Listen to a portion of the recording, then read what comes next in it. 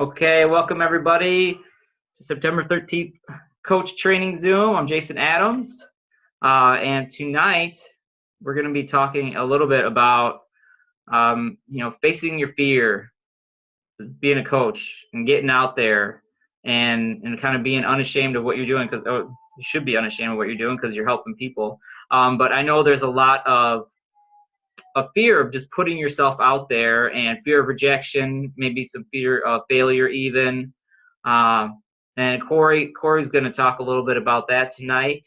And I think he was also going to touch on a book that he was reading. I think he was, I don't know, but Purple Cow it was called. And it was about just branding yourself, and obviously in our context, branding yourself as a health coach. And go ahead, Corey, you want to come on and take it away? Well, thanks, Jason. Thanks for letting me come on and share a little bit tonight. Sorry, I look so wasted. I look like I'm stoned right now. I feel like I look like I just got done. I'm tired. We've had a long weekend. I'm a pastor too, by the way, which is really weird that I just kind of said I'm going to stop talking right now. What are we here for? Oh yeah, we're talking about coaching. Yeah, it's a busy weekend. We announced that we're changing our church name. We had a business meeting tonight. I spoke 3 times, and so I'm sick of hearing myself talk, to be quite honest with you. But I wanted to share a little bit tonight about fear. It was interesting. We announced this name change, and one of the things that I did to announce that we were changing our name, because one of the things that I talked about this weekend is that one of the things that we all fear is the unknown. We fear what we don't understand. And that certainly relates to coaching as well. And one of the things that I'm afraid of is heights. I'm petrified of heights. And so last weekend, to illustrate us stepping out into our fears, I jumped out of an airplane, and I just posted a video of it on Facebook if you want to see it. But it was a blast. We had just a really, really good time. Nobody threw up, and I survived, and it was awesome. But one of the things that I started to realize about fear is, we've been coaching for a little while. Actually, I started the program 1 year ago Tuesday. September 15th was my first day. And it's been an amazing year, and we've been able to coach well over 150 people personally. We've got quite a few coaches, and, but it was weird, during July and August, we went through a little bit of a lull. We didn't really start many new clients. We started maybe 1 or 2 each a month, and we're still coaching quite a few people, but just not a lot of new clients coming on board. And then all of a sudden the end of August hit, and we started about 5 clients one week and then 6 clients the next. And it just kind of all started, really popping. But when it comes to coaches, we haven't really started a lot of new coaches in the last couple of weeks. And I started to look at that, and maybe that was part of the result of not starting a lot of new clients. But when I look at what I love to do, I love talking about coaching. But what I started to realize about myself is that it was a lot easier for me to help my coaches talk to their clients about coaching than it was for me to talk to my own clients about coaching. Like it was a lot easier for me to coach my coaches' clients than it was for me to coach my own clients. It's a lot easier for me to talk to my coaches' clients about coaching than it is to talk to my clients about coaching. And I don't know why that is. I think, you always want to be relatable, and you want to be, you never want to come across as too pushy and all those different types of things. And the interesting thing is, as a pastor, one of the things that I know is it's a lot easier to tell someone what to do than it is to do it yourself. And so we've had to revisit, a lot of things and really start to be more bold. And I've had to ask myself this question. First off, do I think the program works? And I think the answer to that question is yes. We've all had great results with the program. So if I think the program works, then why in the world am I not telling everybody about it? If I really think this works, and the reason why is because I think we as people generally profile other people way too much. We profile the people that we think can afford it, the people that we think need it. And if you're anything like me, some of the people that I thought would do it haven't done it. And some of the people that I thought would never do it in a million years have done it and had great success. And so I'm trying to learn not to profile people. And if this really does work, which we know it does, offer it to everybody, because you're not doing anybody any favors by keeping it to yourself. So use this as an opportunity to talk to as many people as you can. And I'm not saying that we need to be pushy or, too forward, but just to offer the opportunity and take action. And then for me, it's also looking at my clients and not profiling my clients as much, and say, hey, you know what, I'm going to offer this to everybody. And of course, in the back of my head, I'm looking for driven people. And, I think there are some people that would make better coaches than others, but that surprises me too. It always does. And so, I don't want to get too spiritual here, but, obviously I'm a pastor, and I believe that God can do a lot with a person that's willing. And I think that we can do a lot with people that are willing as well.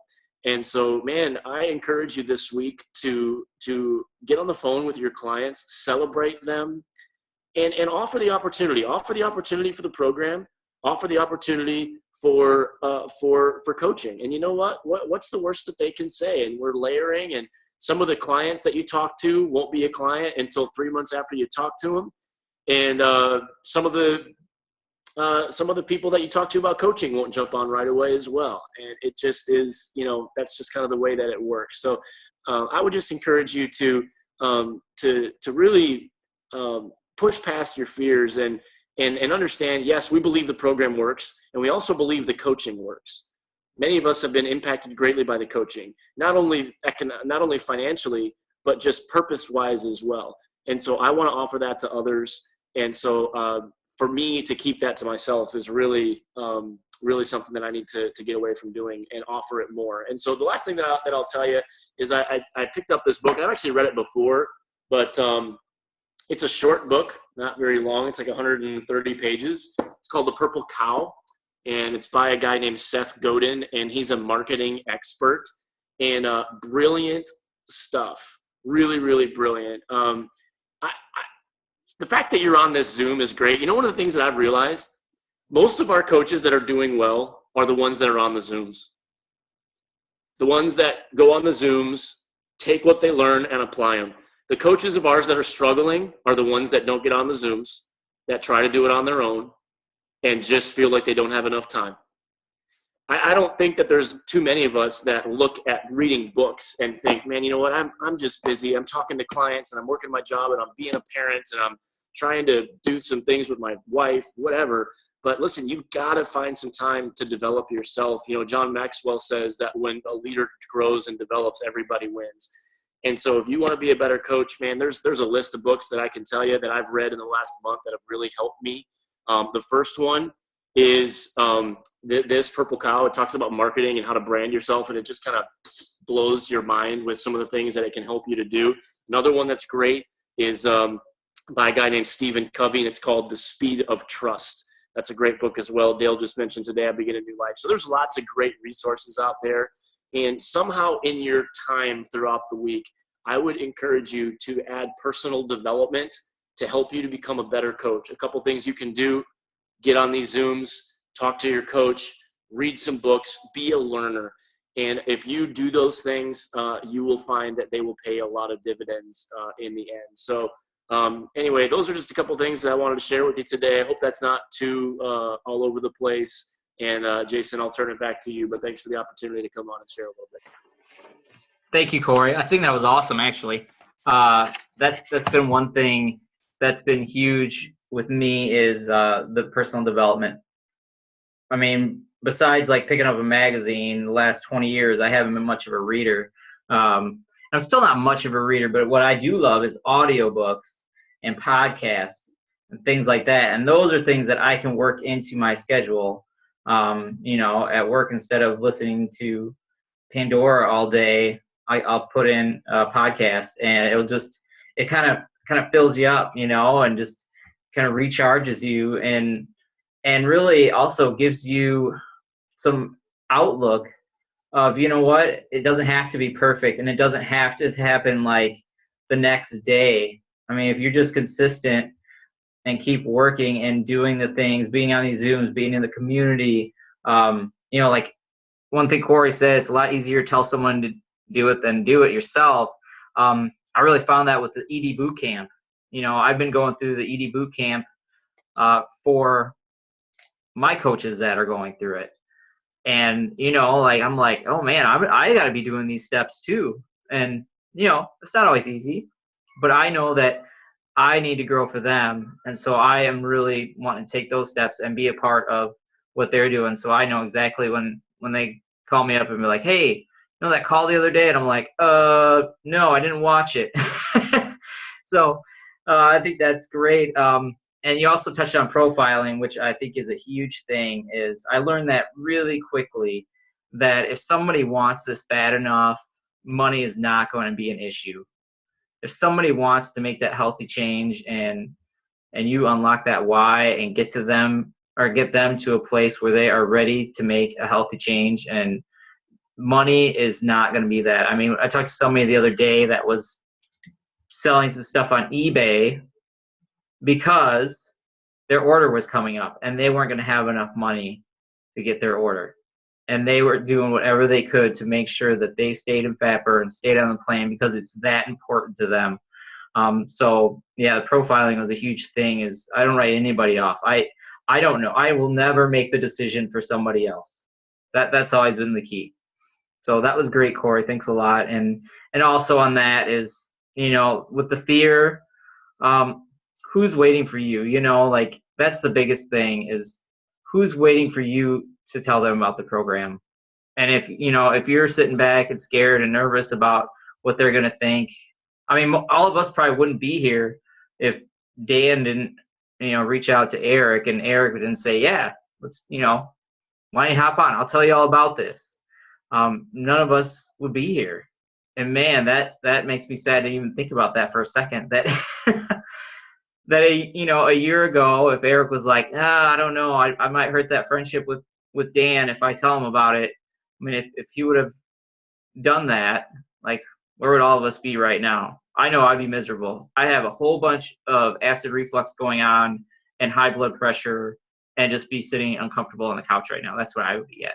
So that's great. And I want to bring somebody else on. Reed Paul is on, and Reed has just been doing amazing with coaching, but I think there is probably kind of a little bit of shift with him and his wife, Rachel, and a little bit of that getting away from the fear of just putting it out there and saying, hey, I'm a health coach. This is what I'm doing. And I just want Reed to come on and kind of talk a little bit about that. Yeah, for sure. Thanks, Jason. Good to be with you all tonight. And I'll say at a young age of 25, I have learned a lot through this. I have also done my best to listen to my mentors a lot through the process in this whole idea of pushing past this fear of rejection.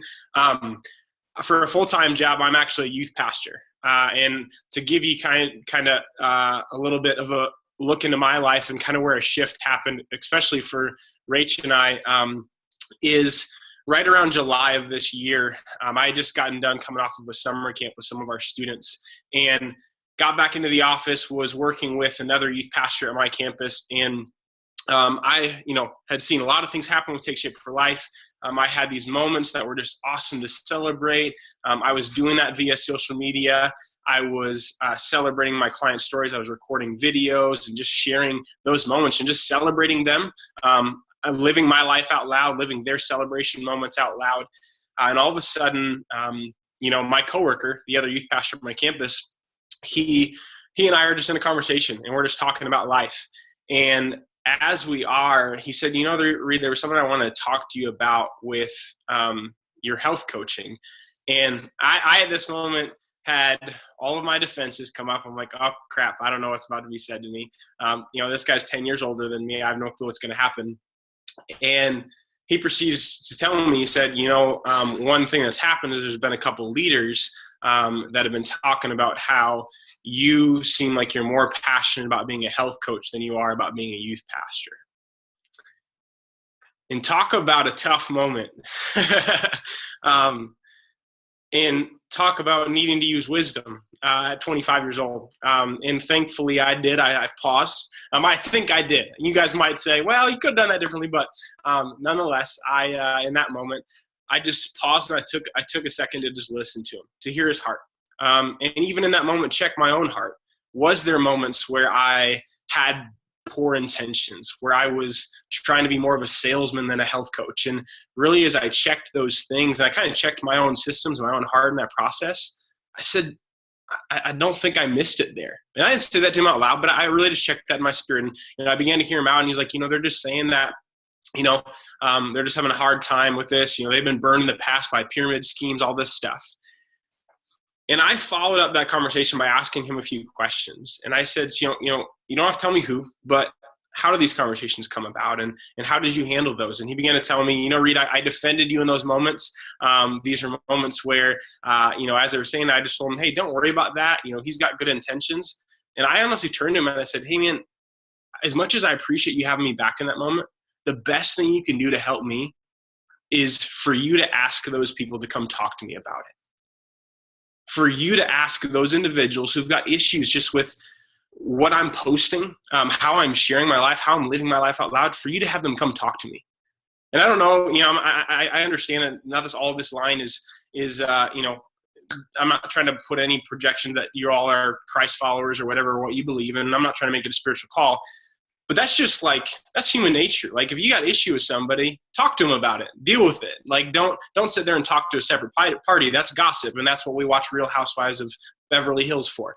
We don't need that in our regular lives. So for me in that moment, I said, hey, no, how I'm going to work through this isn't to take what's just been said about me in a negative way and just tolerate it, but rather to bring those people into conversations. And to be honest with you, there's not been a single person who's come talk to me since. And he hasn't had anyone else that's talked about it. But I tell all that story for this reason.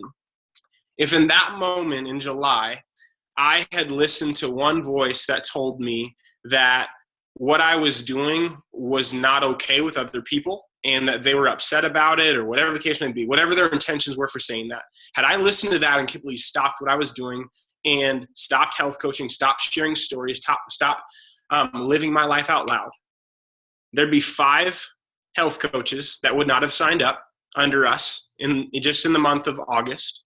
And there would be 10 clients who would not have come on this journey had it not been for me continuing to move past that moment, checking my own heart, my own spirit, and then also just making sure I balanced my life out a little bit better.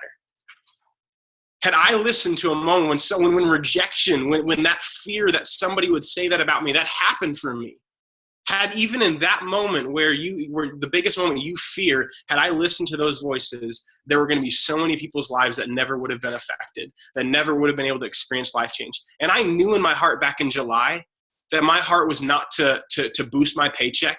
It wasn't for me to have healthier finances. Sure, that played a factor in the benefits that I got from it. But my heart at the end of the day was to see as many people's lives changed as I've seen Dan change. I want thousands of people to be changed, not because of me, but simply because I was willing to just offer it to them. Simply because I was willing to push past my fears of what someone's going to say about me. And I'm going to step in and I'm going to make that offer. I'm going to live my life out so loud that all of the people who are talking about all this other stuff that they can do, what I'm going to stand out and be is I'm going to be a beacon that represents a healthy lifestyle. Not a quick fix, not a diet, not a weight loss program.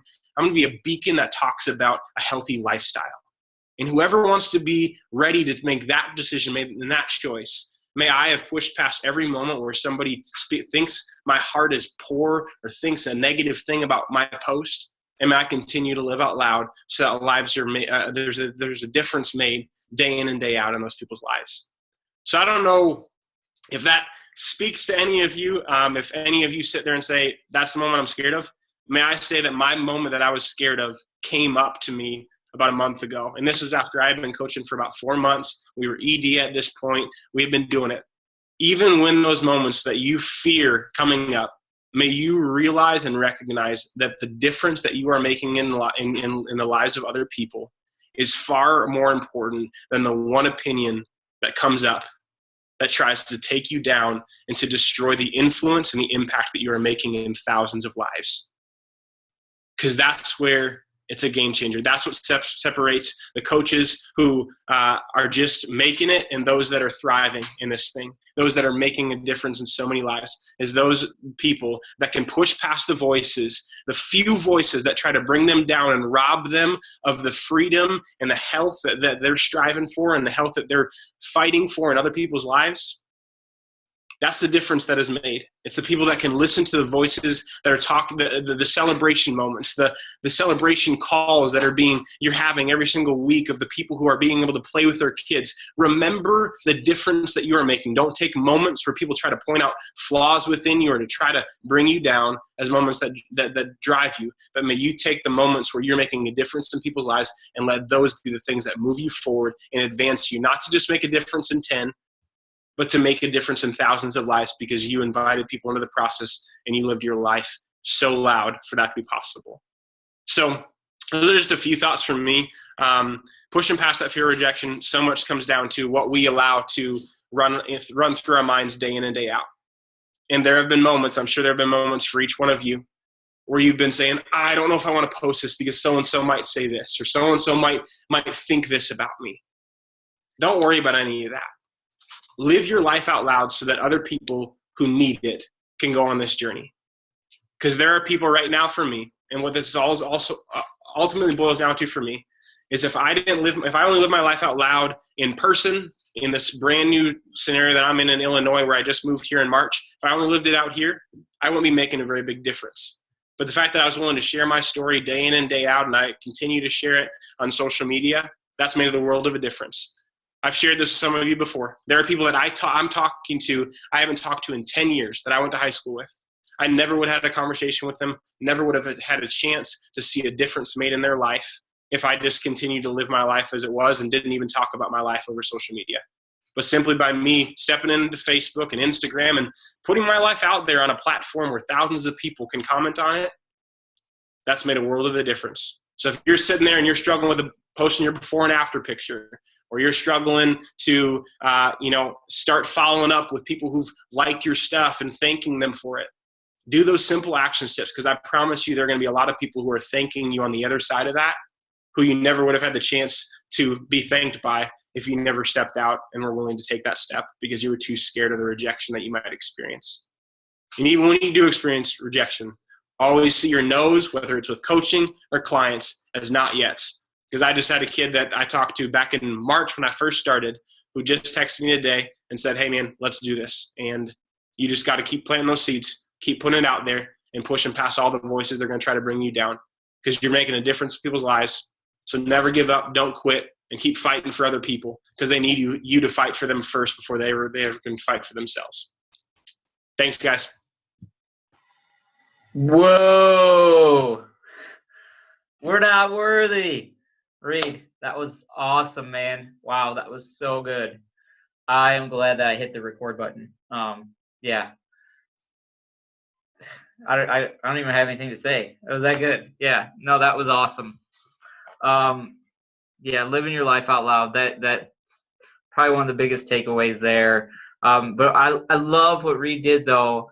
When the person came up and was, talking a little bit of the gossip is first of all, listen, because you don't know what kind of preconceived notions they have about it.